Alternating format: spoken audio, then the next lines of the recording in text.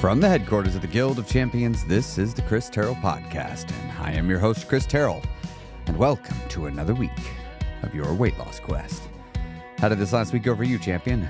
What new challenges did you encounter? But more importantly, what failure did you go through, and what lesson did you get from that failure? Come on now. Don't let a perfectly good failure go by without you getting your lesson. That's your reward for your troubles.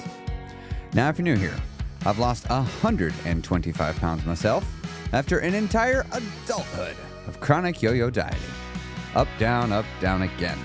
Before I finally got sick and tired of being sick and tired, and I made some permanent, meaningful, and actual changes to my lifestyle, habits, routines, environment, community, and to my systems of belief. Because it's all of those things that impact my choices, which therefore impacts my results. And it's happening to you too. And if you want to get the lasting results, you got to change those things. Now this week, I want to talk about the beginning of my weight loss journey. I haven't talked about it in a little bit, but I want to talk about it from a specific angle, a specific way that I've not done before. But before I do that, I'd like to invite you to come join my free Facebook group. You can find a link to that by going to christerrellcoaching.com. You'll find a link, and in the show notes of the podcast, you'll find a link to it there as well. If you're on Spotify, you are able to leave a comment on every podcast episode, and I love reading and seeing your comments down there. So, hey, if you're on Spotify right now, you might not even know you could do this. You can do it on all of your favorite podcasts. Take a look there, leave a comment or two. And if you're on Apple Podcasts, I'd love it to get a written review. It helps get the podcast in front of more people. And if you want to learn about my services, you can head on over to christerrellcoaching.com. Now, this week, again, I wanted to talk about the beginning of my journey. Why did I lose weight for realsies and keep it off starting at age 34? Why then? Why didn't it happen sooner? That was a question I asked myself many times. Why didn't I do this sooner? Now, don't get me wrong. There was a time where my brain was like, does it really matter? Like, who cares? You're doing it now. Why does it matter? And I was like, well, it does matter to me to know why. And the reason why it matters is something was holding me back. I now realize I could have lost weight sooner. The only thing stopping it from happening was me. But I wanted to lose weight and keep it off. So why was I stopping myself? How was I doing it?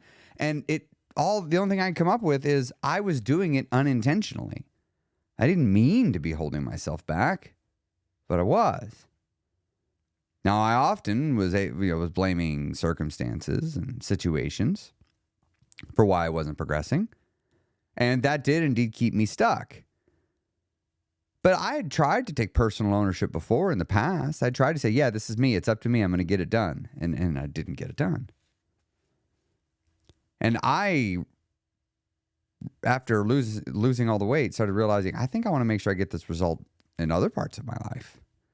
Where else can I get this same sort of crazy transformation? I remember I'm at this point, I've already lost more weight than I can imagine. Over 100 pounds lost, and I'm not stopping. I'm like, what in the world? I've never lost 100 pounds. I haven't been this small since I was in middle school. Whoa.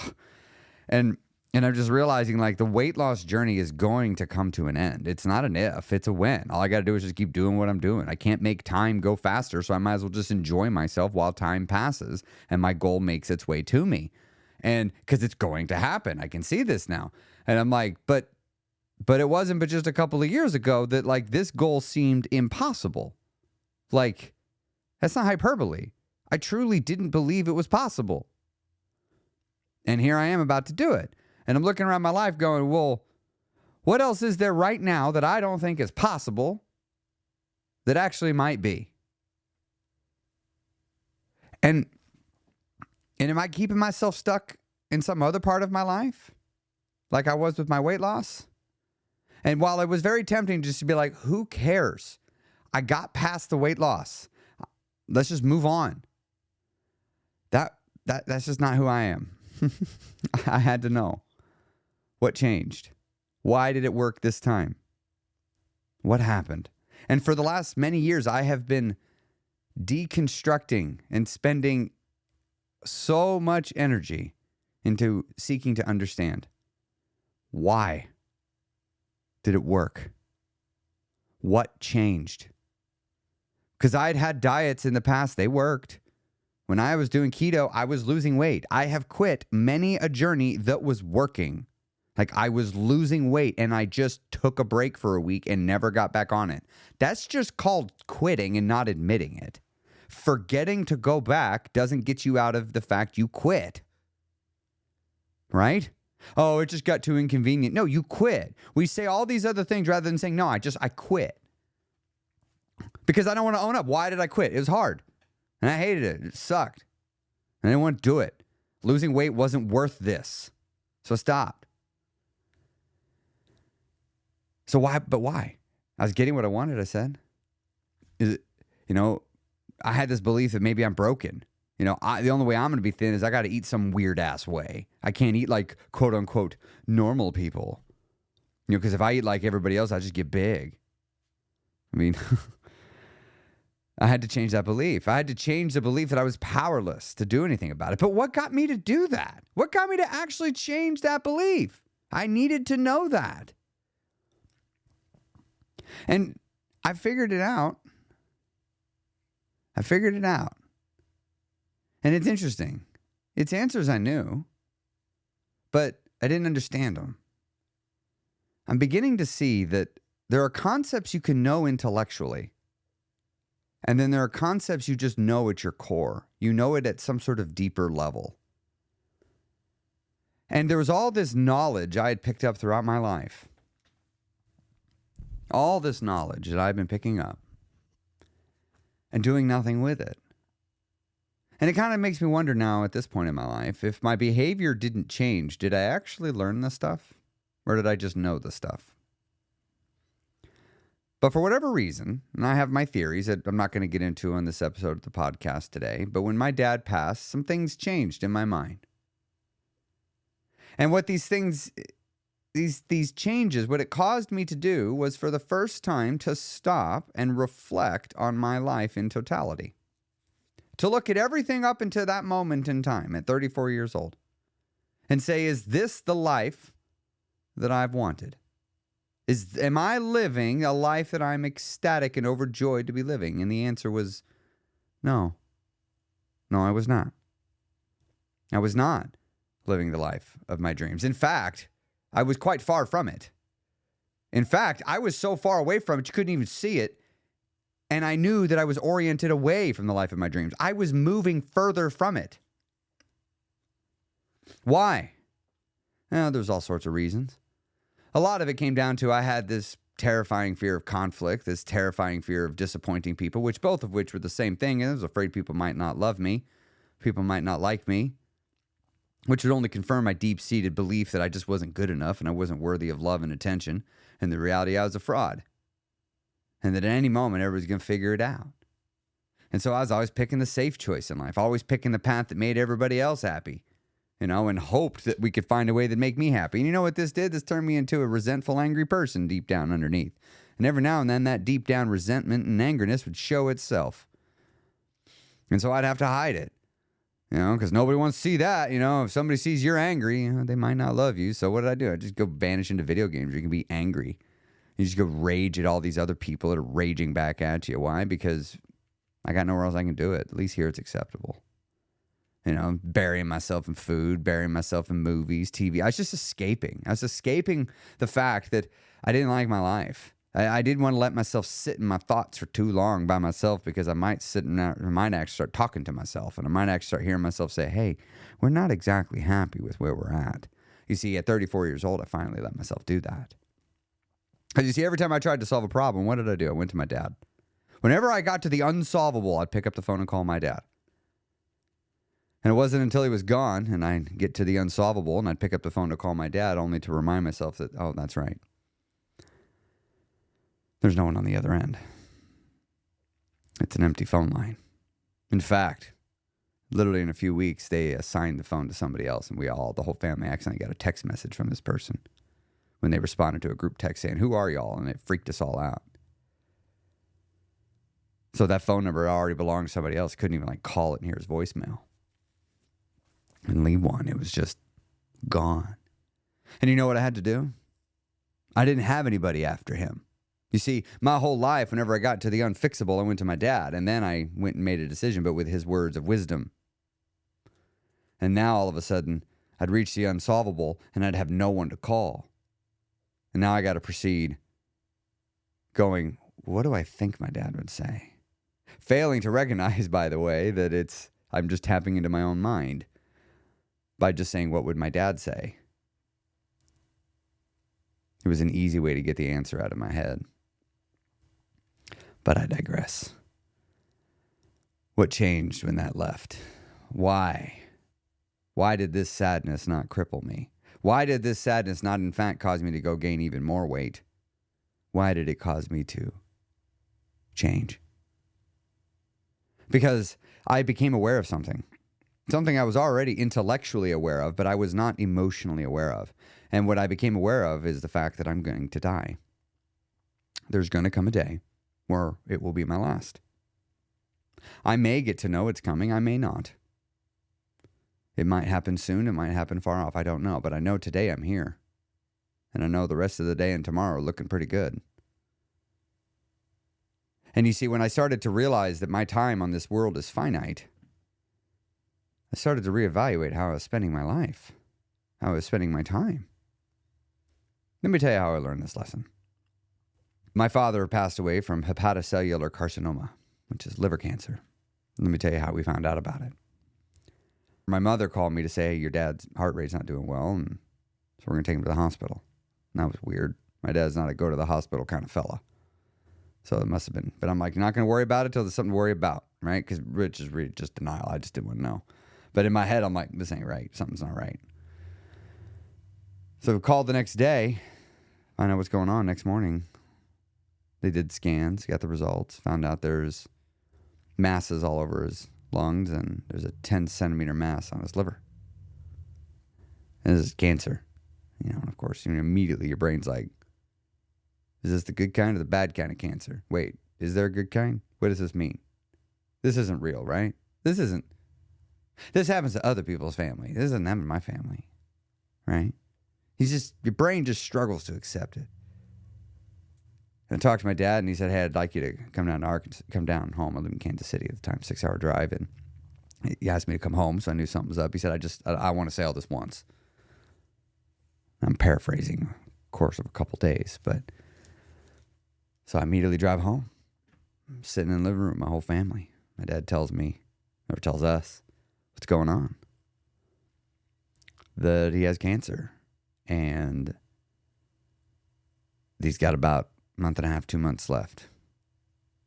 That's with treatment. Best case scenario. There's like a 20% chance with this experimental treatment that it might work, maybe. And even then, it may only just buy some time. Inoperable. You see, what had just happened in my mind this day, an image, a vision flashed in front of my mind's eye. There was this shelf, and on this shelf sat this beautiful, elegant, and yet simple hourglass with white sand. And I could see the sand filling the hourglass down below that had plenty of space left. There was plenty of space in that hourglass. But in front of the top, just above the midway point of the thinnest part between the top and the bottom of the hourglass, there's a piece of paper. And I'm looking at this hourglass, and as I'm looking at it, the piece of paper falls away to reveal a very, very small amount of sand in the top of the hourglass. And as soon as I saw this vision, my mind instantly understood the value of a single grain of sand representing a single moment of time. And I'm looking at my dad as this vision flashes in front of my eyes, and I see him standing there across the dining room table. He walks over to me. And I look at him and I say,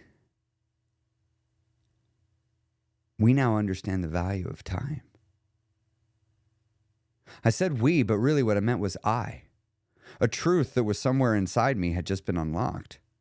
All of a sudden, I understood the value of a single second of time.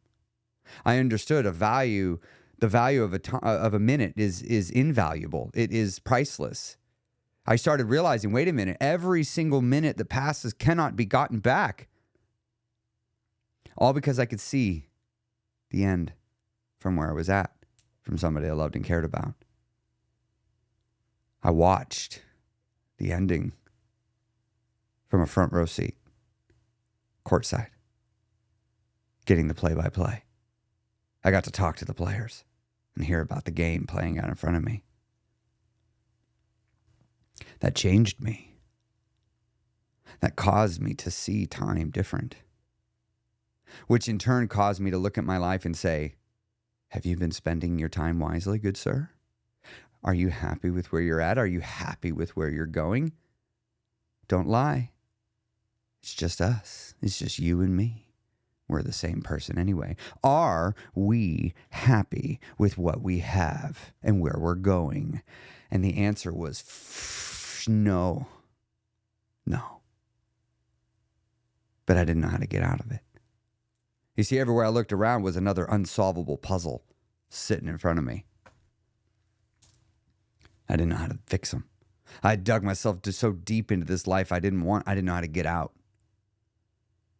The pit seemed so deep, and the one person that I might have turned to help me get out of it was dead. And all that was left was me. And you know what changed here? Here's what changed. In that moment, I realized my life is a story. I just saw the ending of my dad's story. And I got to watch the last third act as an adult, where I could comprehend what I was seeing. And I started thinking, my play is not done. I started realizing all of my dad's lessons that he gave me were born out of his stories from his life. You know what I miss the most about my dad leaving? Is I miss his stories. I miss him telling me the tales and how of his failures and how he learned from them. The stories of his victories and what he learned from them. Those times when life showed him a special lesson that can only be learned through the hard ways. Those times that when I was facing a problem he never felt, but I could watch him work his mind and how he would solve and work the problem to find a resolution. I miss the stories because I learned from the stories, and the stories would help me see how I could change. And I could no longer come to my dad, who would take what was happening in front of me and weave it into a different story and give it back. I could go to him with my life situation, which is really just a story, and say, Dad, this is what I'm going through. What do I do? And he would say, you're looking at it all wrong. One of these stories that he would tell me, he would do this at work, talking about a different way to see a situation. It's the story of two shoe salesmen. They were each sent to the other side of the world. Their boss said, we're going to send you to this rural place in Africa where we have no presence. We want you both to go there and see, is there a market for our shoes? Can you sell us some shoes there? And they both say yes. And they go to the area and they spend a month looking at the area. And it's time for the check-in. And the first salesman calls back and says, I'm coming home. I've been here a month. I've looked everywhere, high and low. There's not a shoe store in sight. No one here even wears shoes. Most of them are going barefoot. There's no market here for our shoes. They don't even want them. I'm coming home. And then the second shoe salesman calls and says, you guys need to send every single shoe you can. No one is wearing shoes and there's no competition. Get here now. I've looked everywhere, high and low. No shoes. You see, this is that difference in perspective. When you get a different perspective, you get a different story. And when you have a different story, you react differently. And when my dad died, and I understood the value of time, and I looked at my life and realized it's not the life I want, and I don't like the life that I'm getting, and I don't like where this is heading, and I don't know how to change, but my story is not done. And so I changed the story. In my mind, I decided to go, this is not a story of defeat. This is not a story of good enough. This is my hero's journey. This is my origin story. This right now, my dad dying, me looking around my life and seeing that nothing is how I want it. This is day one. This is the beginning of my movie. This is where it all begins, right here in my unhappy place. Because a hero's journey is incredible when they actually overcome something. And I got a shit ton to overcome. And I started looking at my dad's death and saying, I am not going to let his death be in vain. I'm going to change the story of my dad's death. This is not a tragedy. This was necessary for me to go where I needed to go. I needed the pain to cause me to reach my highest potential. I wanted my dad's death to have meaning. And I realized I get to take the lesson he gave me. The meaning is determined after the event occurs. And the victors get to determine the story. They write the history. And so when my dad died, I looked at it as it could be a tale of sadness and how it was the beginning of my downfall and it was the thing that broke me. Or I could look at it as the thing that knocked me down, but then in turn inspired me to get back up and to get away from this pain, to make me look within and realize I'm enough. I realized I had the power to turn my dad's last breath into a story of transformation. I had that power if I was willing to latch on to a different story. You see, a big part of me wanted to latch on to the story of sadness, of grief, of despair, of hopelessness. What will I do now? I'm not going to be able to do this. I'm not ready. And believe me, I said those things. I thought those things. But this other side of me that I'm so grateful that other side would not shut up as much as I wanted it to. That other side of me kept saying, what would your dad want you to do? How would dad look at this? And he'd remind me of that damn story of those stinking shoe salesmen. And he would remind me that there's always a silver lining. There's always an upside. There's always a lesson. It's all here to serve you. And because I changed the story, I changed my results. But it took courage to change that story. And I couldn't do it overnight. It took time. Not a lot of time. But once it happened, as the story changed, I felt empowered. I felt capable. I felt a willingness to go through the hard things because now all of a sudden these hard things weren't happening to me. I realized I had within me a superpower. I could take everything that's happening to me and change the story in my mind so that the thing happening to me is now happening for me. It is happening for my benefit. I have that power. But sometimes this other side wouldn't want me to use it. My ego side. You see, there's some part of me that needed to be a victim. There's some part of me that needed things to happen to me. It was my excuse to act out. It was my excuse to self-sabotage. It was my excuse to just sometimes be downright uncivilized. But it was when I started looking inward, the very place my ego did not want me to look, I began to realize that I was taking situations that might have actually been bad, but I was making them worse. And because I was making them worse, it made it easier to be the victim. But it's crazy. I was given the perfect opportunity to be a victim. It's easy to be a victim when you lose your parent. It's easy to say it happened to me. It's just right there. Thousands upon thousands upon thousands of people will gladly walk up to you and say, of course this happened to you. I'm sorry this happened to you.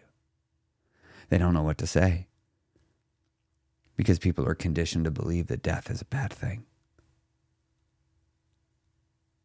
But I refused. I refused to let my dad's last wishes be. I refused to let my dad's last breaths, last moments of life go against what I knew he stood for, what I knew he taught me, and I knew it was my choice. And now I can sit here years later and say, in a really weird way, that I'm grateful for my dad's passing. I'm grateful for how it served me. I'm not grateful that he's gone. I'd much rather he'd have been here for all this. But I'm grateful that the way it happened served me. I'm grateful for the story that I chose to latch onto. I'm grateful for my old self choosing that story when he had no damn good reason to do it. He had no proof. But he acted on faith in himself. And that got him somewhere. And you can do it too. This is why I say, if I can do this, you can do it. Why? Sure, my problems, your problems are all different. But the thing that made it work is because I changed the story in my mind, and you can do that too. You have that power. You have the power to do that. But you may not know it. Or you might not be able to use it. You might not have yet found the will to operate from a place of courage while feeling extreme sadness, depression. You might not yet have figured that out. It's okay. In due time, you will. Life's a journey. You get there when you get there. But I'm telling you, the story you carry around in your mind all the days about your life affect your choices. And the choices you make affect your results. And if you're not careful, you might be using those results to influence your stories too much. You decide the story. And in turn, you'll decide your results. Now, to wrap up the episode, we're going to dig into my video journal. And I have a video that I recorded on June 11th, 2019 at 2:17 p.m. Central Standard Time in Mammoth Springs, Arkansas, driving back to Kansas City. My dad just died. I believe it was the day before.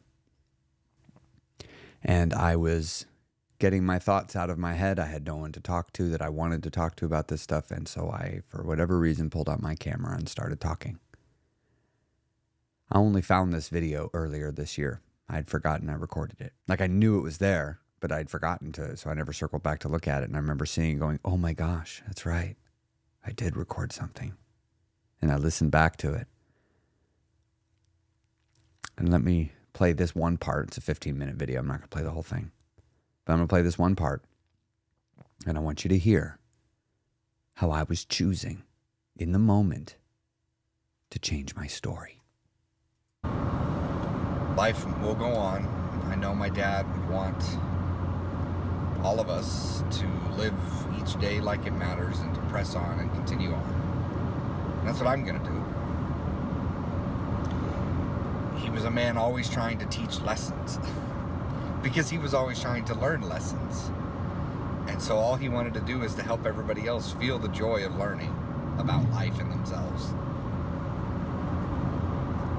And I think even in death, even in his last moments, he would want that. He would want us to look to the universe to see what the deeper meaning is. Why did it happen the way it did? Question that. And seek to find a lesson that we can apply to our own lives, that we could pass on to others. I pulled out I have his phone right here. And he has a lot of voice memos on here. And I knew he did it because he and I talked about it. And I'm going through them, and one of them, he's like, you can tell he's talking real quiet for some reason to the phone. And he said, this is the sound of bugs and crickets and frogs. And basically just talking about you can tell he's reveling in the beauty of these sounds. And then he just holds the phone up so that you can hear. Because to him, there was a sense of nirvana in that moment for him, and he just had to capture it. There's another one where he finds a deep life lesson in pressure washing, and he had to stop and record a 20-minute voice recording about what he learned and what he thought in that moment. Who does that? Johnny Terrell's who does that. My dad's who does that. I mean,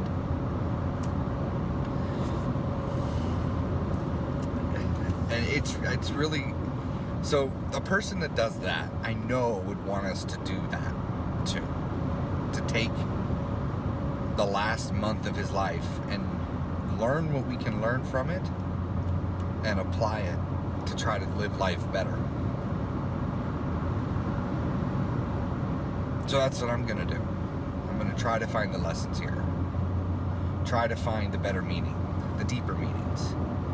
Try to hear the beauty in the bugs. And find a way to live my life like it matters, and find a way to live each day like it matters. That's what he did. And find a way to treat people how he treated them.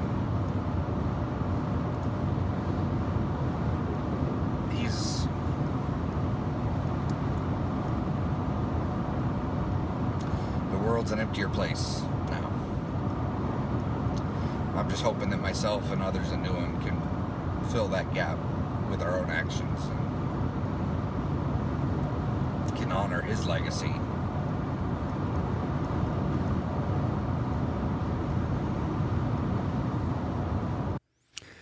So that, it's weird to look back at that. I look very different in that video clip. Those that are in the guild, some of you have seen it. But you hear that story changing there at the end. That's my old self changing, choosing how to look at it. And let me tell you, you heard the old me talking about, I'm going to find the lessons in this. And sometimes I was like, in the depths of my grief, going, I'm not finding any fucking lessons here. This seems like nothing but bad. Nothing but sad. Nothing but pain. But you know what? I still found the lessons. They were still there. Just some of them took a little bit longer to realize. Some of them required me to feel that pain, to feel that discouragement and push through. So if you're stuck, if you're not getting the results in your life, change your story and you'll change your results.